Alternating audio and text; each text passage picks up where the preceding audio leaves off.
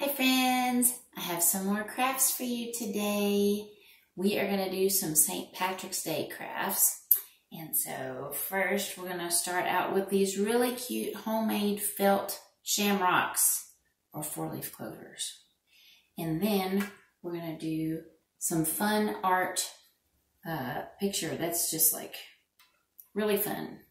And it looks great, so that's what we're doing today. So we're going to start with these guys. And we can use these for so many things, and they're so easy to do. So I'm going to get us started here. All you need is some scrap felt, some scissors, and then a needle and thread. I have white, so hopefully you can see what I'm doing. I'm putting this together. So you can have thick embroidery thread, or which I don't have. So I am just using regular sewing thread. I just doubled it up. So either way, that definitely works. Or if you have thicker thread, that'd be great too. So this is super easy, but we can use it for so many things. So I'm going to cut off some felt. And all you have to do, and I can get you a pattern if you want one, but we're just making hearts and making a blunt end instead of pointy end. So I'm going to cut this into a heart. You guys know how to make a heart. You fold your felt and you're cutting with the felt towards your cutting. I'm right-handed, so it's towards my right. And you just make a heart. You loop up and back down, just like that, and you make a heart, right? And so we want 4 of those. And I know that's really a 4-leaf clover and not a shamrock, but you could do 3 if you wanted to, but I'm gonna make 4. So I'm using my first one as a pattern, so they're roughly the same size. No big deal if they're not, but it'll just make my shamrock or 4-leaf clover look more consistent.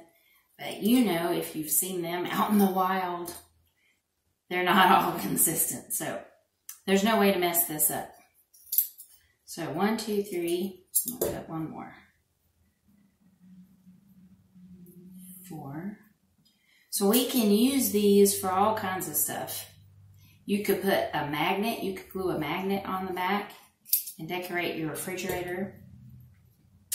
I could pin it on my green sweater for St. Patrick's Day. You can make hair bows with it for your grandkids. Now see, I used it as a pattern. I'm still not exactly the same. No problem. Because it's going to look awesome anyway. So I'm folding them all up in half just like I cut them. And that's how we're going to sew them together. So first you need to cut the ends off. I have some really great scissors here. So if I cut the tip off, looks like this. Now here's one thing I just learned. I cut them all together and folded. I might have wanted to cut them straight like this, so they look more like that. Either way, actually, it both works. But since I just cut that as a demonstration, I'm gonna make them all look the same. So you could just cut the tip off. Get these guys off. Then you need a needle and a thread. And I threaded it off camera, haha, so you didn't have to see me try to make that work. Then you just fold yours together. Here, we'll show you with one. Here's one.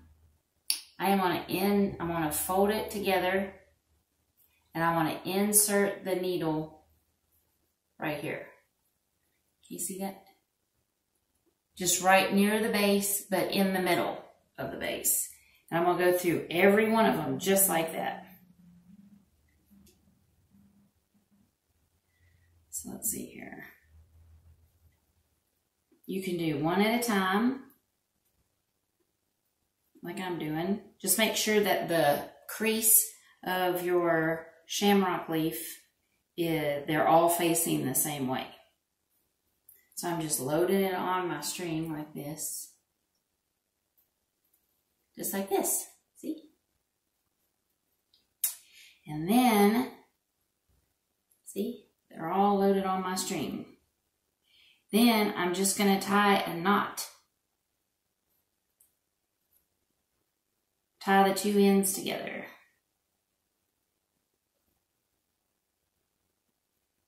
And just pull it tight, so just loop through. And make sure that they're all nice and side by side.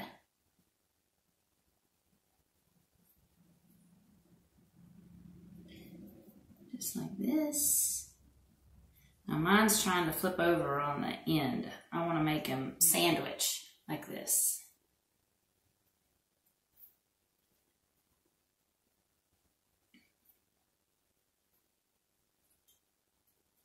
Trying to get this so you can see what I'm doing here.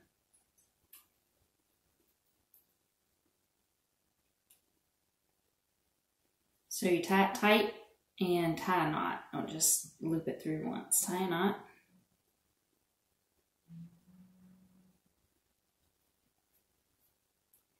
Let me see if you can see this. Just like this. They are all tied in together like a sandwich. And I got a nice knot. So trim off the extra and then you start spinning your leaves. So we'll finish with that. Then you just open it up. See? And so one of the leaves will go under the bottom and one of each petal of our shamrock, and one goes on the top. So like I am putting the right one of each on the top and the other on the bottom. Then you just play with it until it looks the way you want it to look.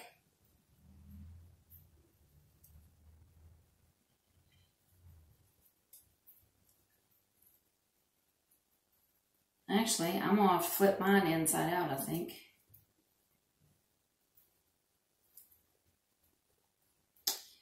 I did one of each on this side, on the two that I made ahead of time. I flipped one inside out, and I left one the way I put the yarn or the string in. And they both turned out super cute. So let's see.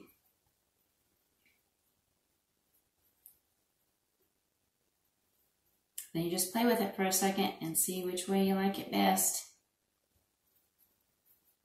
And there we have a shamrock. See? And they're all different sizes. Here's one. Here's a little one. Just like that. And the tighter you pull it, my thread came a little too loose, but the tighter you pull it, the tighter your back is going to be. And you can layer it. So like I've got this lighter one here on the bottom. Let me flatten it a little bit because I'm going to layer it with this darker one, which they're not as dark and light as I thought they were. But if you have two colors of felt, you can layer it just like this. And you can use them to decorate around. They're just really cool. They're easy to make, they're fun, and you have that stuff around your house generally. So there you go, shamrocks. So that's fun. That's one craft. We'll put that aside for a moment. Now we're doing this one. This one takes a couple of days. So by the magic of television, we'll be able to show you all of it today. But this takes a couple of days.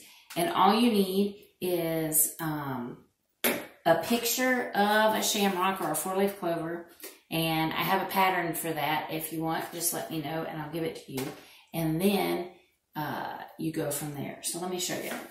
We need glue and we need paint. So this is the pattern I have. So I just found a pattern of a shamrock and I connected the lines.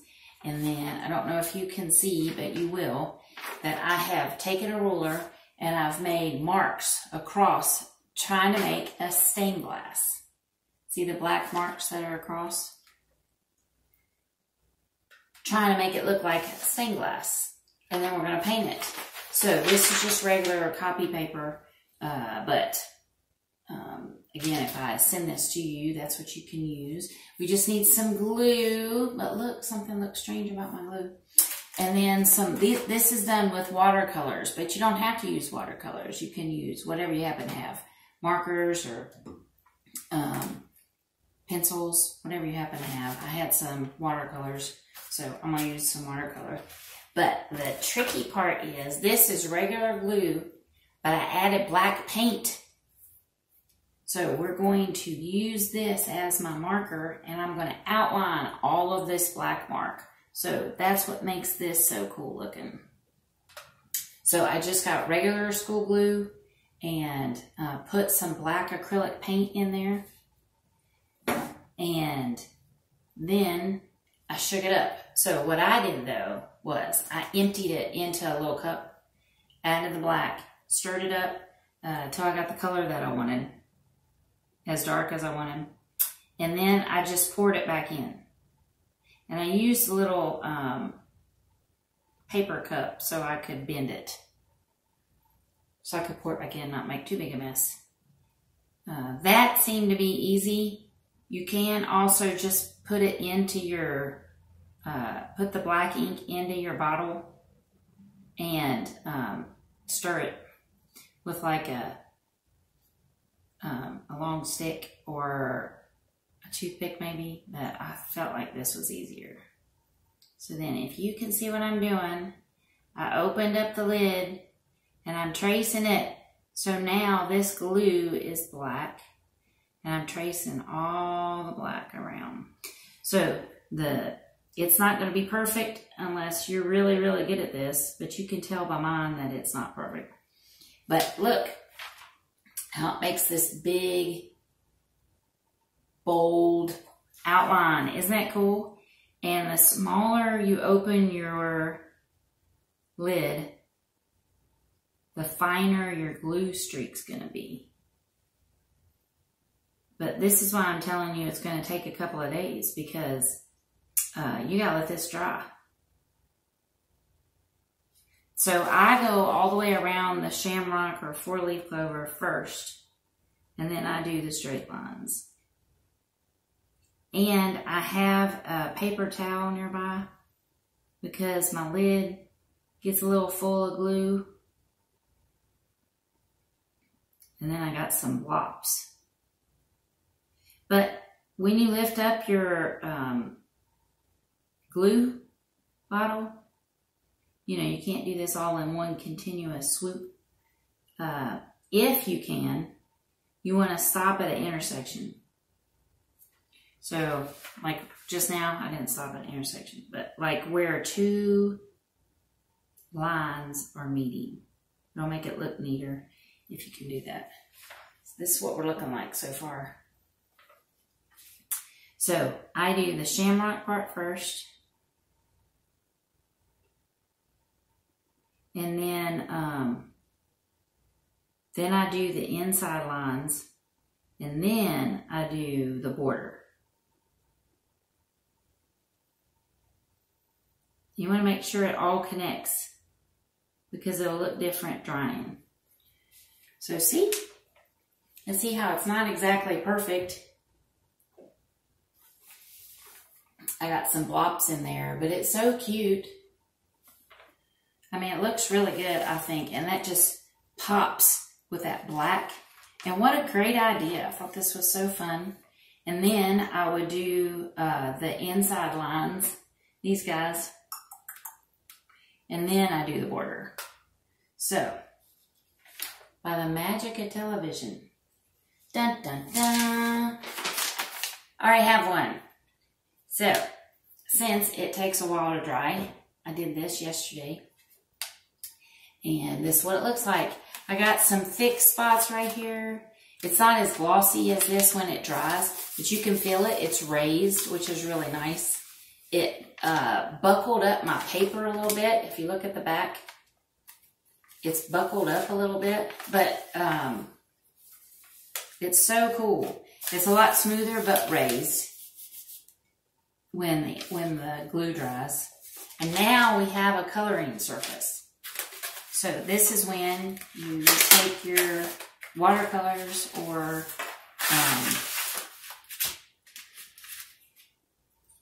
your markers or your pencils, whatever, and you start coloring. So I'm going to use some of these since I had them around and they're so cool. And I don't know if I'm doing this part right or not because I'm not, I don't have a lot of experience with watercolor. Like, I've never seen watercolors come in tubes. But that's what I got. So, ooh, I didn't pop this one. I'm going to open this one. So, you'll want to make sure to have your work surface nice and prepped ahead of time. And watercolor uses water, right? So, that's what I did on the one here beside me. And it worked out just fine. It didn't go through my paper bad. It didn't make my paper too wet.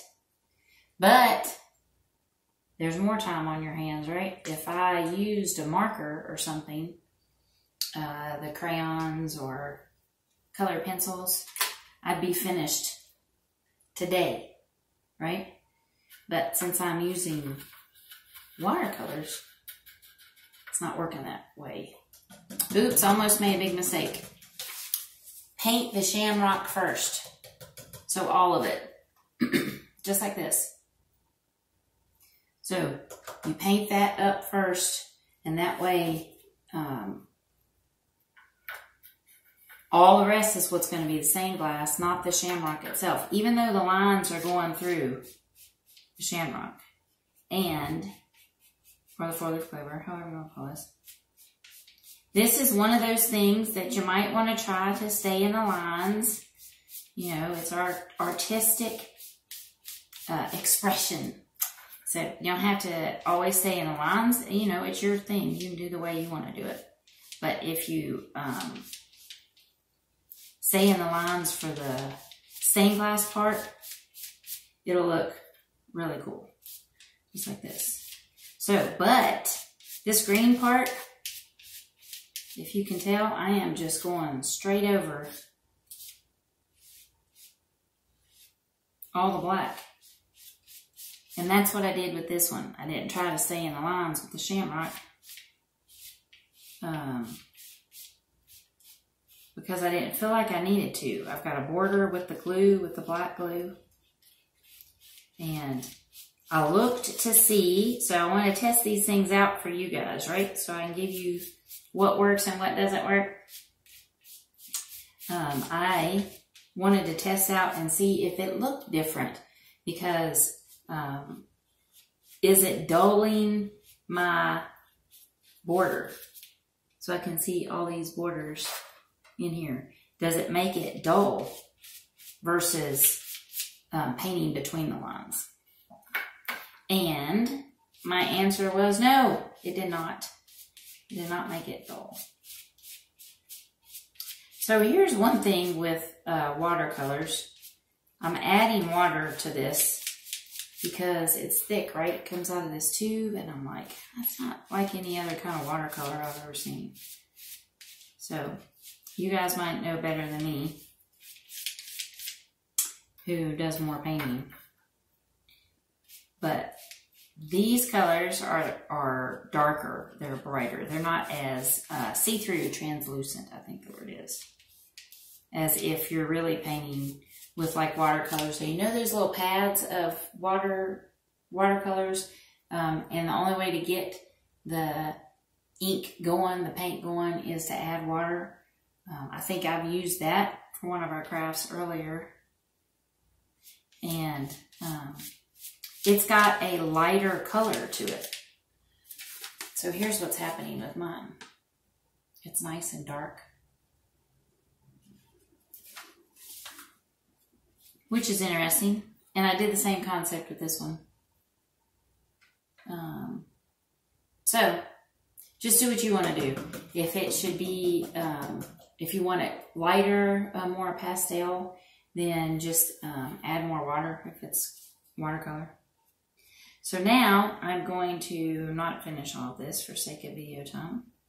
And I'm going into the colors. So you want to go into your colors next.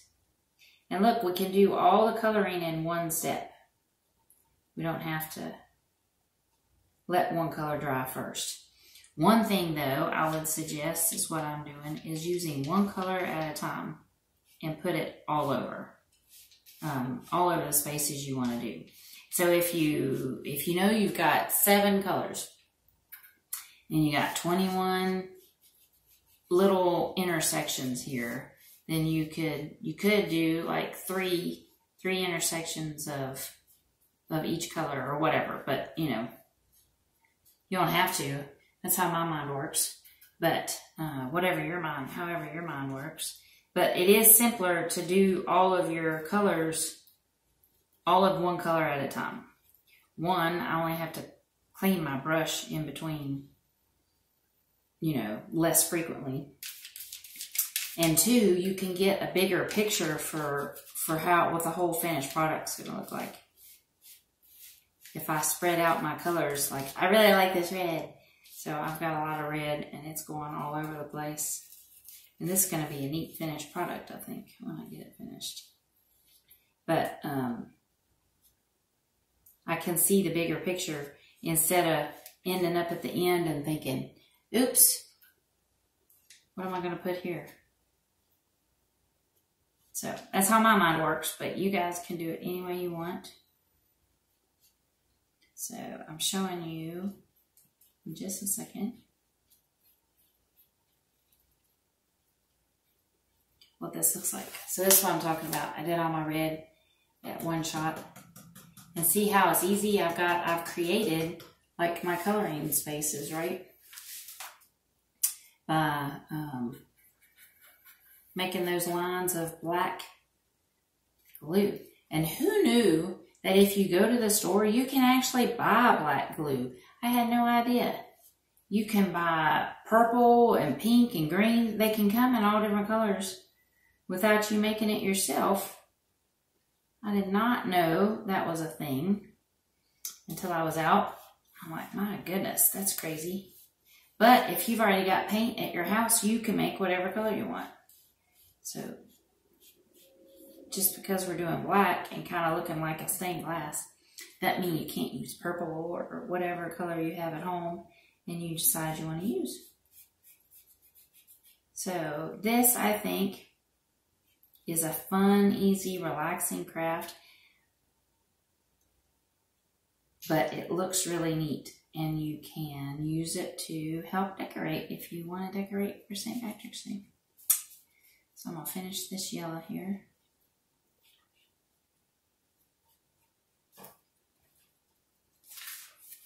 See?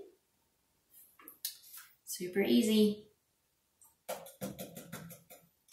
And that's basically it. That's how you do it. And so then what I did was I had to let that dry. It didn't take as long as the glue, but had to let this dry. And then once it was dry, I just cut it out and I mounted it on a black piece of construction paper that I had. But you don't have to. It cut really well. You can see what that looks like. I just cut around the black. It looked really good. It's got a thickness to it already.